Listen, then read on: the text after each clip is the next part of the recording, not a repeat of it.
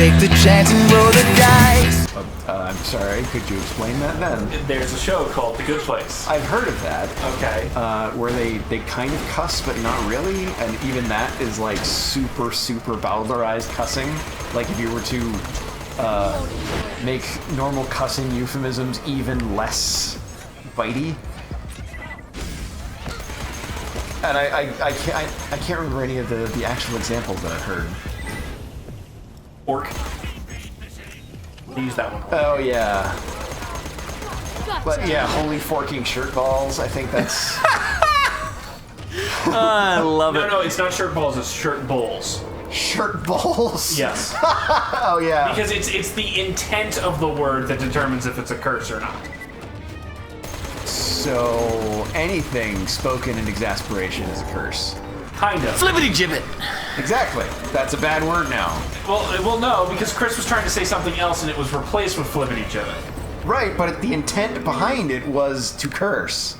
Therefore, by what you just said, What the premise is with the cursing is the character is trying to actually curse, and the location is replacing their curse word with a non-offensive word.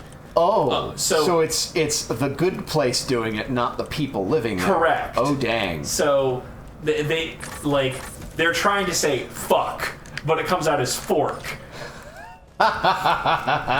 Oh, I see. Yeah. That's even more terrifying. So they're trying to say holy fucking shit balls, but it comes out as holy forking shirt bowls. yes. Oh man, that's uncomfortable. Excuse me. But yeah, they explain away how time works in the for the purpose of the show by saying, oh yeah, no, time's not a straight line. It's kind of loops around and does this sort of thing and over here. And Mostly makes a smiley face. when you look and when you pull out from time and you look at it from a distance, it's Jeremy Baramy. It's a cursive signature. You can't pull out from time, so use protection or you're going to be a father. Yeah, but you know, Father Time? That's how he happened. but Jeremy Baramy has a dot on an I in it. And that's just, Where does that come from? oh, that's next Tuesday, while also being last Thursday. Meanwhile, the doctor is going, what? It's wibbly wobbly timey wimey. I think even David Tennant is sick of that line. Oh yeah. Thanks, internet, you ruined it. But It's the internet. It's what it do. How I else do you know. explain time travel at all? Period. You don't, Ever. because if you try to, you've already broken the rules. By having rules, you've broken the rules of time travel. Yep. Except in certain cases where you really do your research and the entire story hinges upon it being perfect from the very beginning. And then you fucked up. You can't add time travel to a story after the fact. You have to start everything with, I'm going to put time travel in here later, so I'm starting it with this in mind now. Mm-hmm. I know that sentence kind of got away from me grammatically there, but that's how far it has to go. It's because you didn't start with time travel in mind. I didn't. That was your mistake. I did. I know. See. Oh, Chris, there's things following you. Yeah, I'm about to turn around and kill them. I'm just meeting up with the new recruits first. Oh. Where are the things? What things? The things that are following you. They stopped following you. Right over there. That you lied to me. Whoa! Okay. Suddenly sandworms. Because the quest is kill sandworms with the new recruits for the Vanguard. Suddenly Susan. I need a thing to kill. You're not gonna. That'll work. No, it won't. If I can fucking hit it! Nope. You're not allowed.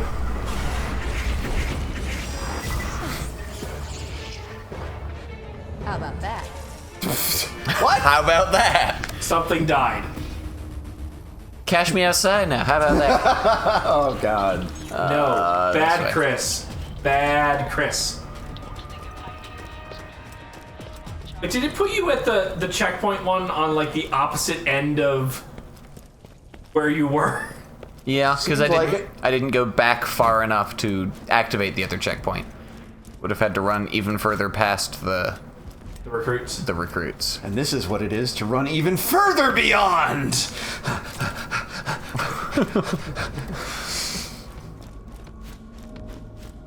Sorry, Ultra is not a rare reason. Every yard you cross, your hair gets more and more yellow and longer. Yup. It's just really slow and in real time. I'll get there. I'll get there.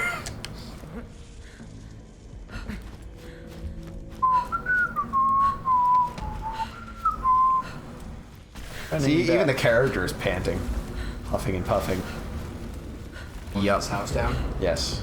Running back. Running with the devil.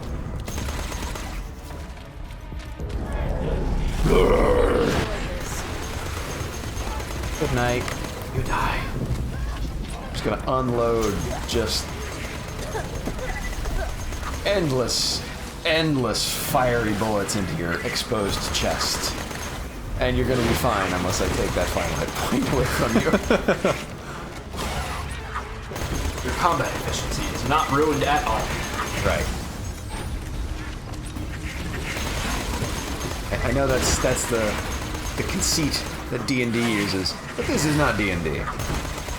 Granted, I'm fairly certain you could finagle D&D campaigns to be kind of like this. Yes, this is a Monty Hall campaign. Like, I'm fairly sure, Pat, this is every D&D campaign we've ever played, but with guns instead of swords. Okay, I will counter that with I have never gotten this consistently good at a D&D game. I will counter that with Liam. That was significantly story-based and involved a lot of pleading. That was And also a lot of losing. Like, holy shit, almost the entirety of that game is Bat going, nope, it would make sense for everything to go to shit right now, so it does. But at the same time, this was a character you had who could put out triple digits of damage and heal 3 people for 50 static damage 17,000 times a day if he wanted to. I don't remember that happening after we had switched to become Pathfinder. It did. You put me as the healer out of a fucking job. I take it you're rather upset about this. The whole deal is the Paths of War or whatever it was is not as balanced as you seemed to think it was. Oh, that wasn't Liam. That was Blake. The Oh, yes, Dragonborn. yes. That's who I meant. That was redonkulous. Liam was just a regular old paladin jackoff, and he was nowhere near as effective as anybody using the Path of War stuff. And to be fair, if you're in a campaign with Path of War stuff with people who are not using it, you are almost assuredly going to outshine everybody else. Well, Pat, to be fair, Liam started in 3.5 as a crusader, I think it was. But you made the mistake. You made the mistake of multi-classing him. Yeah, I wanted to try the Crusader and Cleric multi-class thing for a particular prestige class because it sounded cool.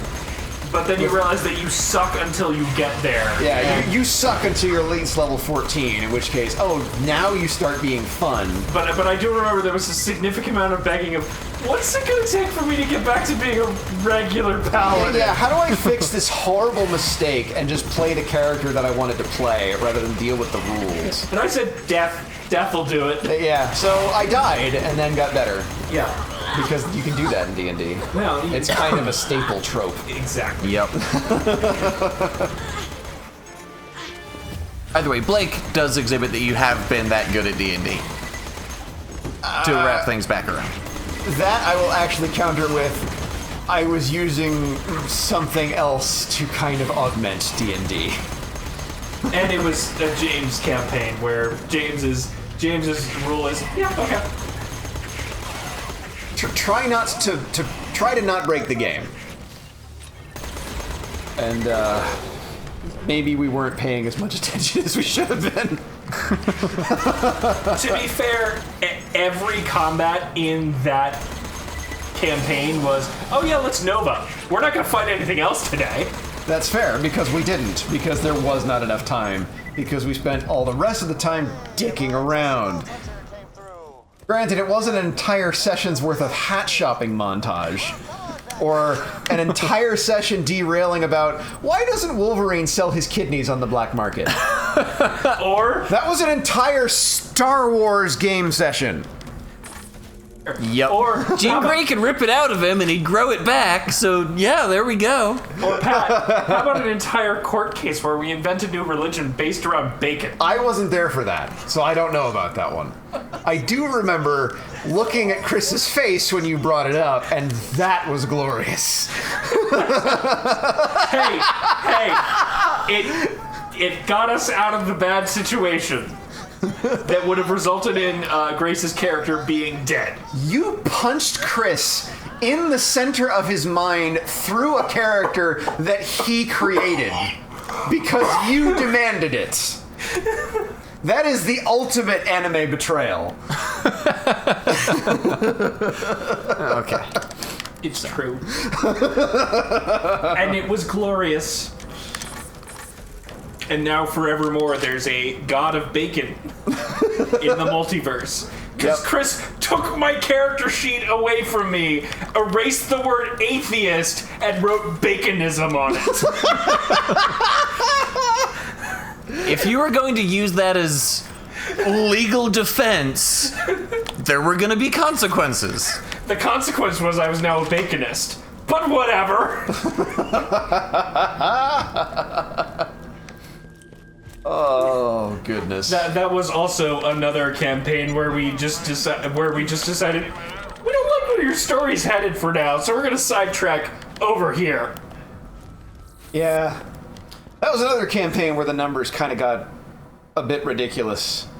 But at least from my recollection, my numbers got ridiculous insofar as my grapple check was yes. But if I wanted to kill something, it took me 3 years to do it. But 1 year dedicated just to interpreting all of the grapple rolls. and that was after we printed a flowchart out. Yeah! Fucking Pathfinder.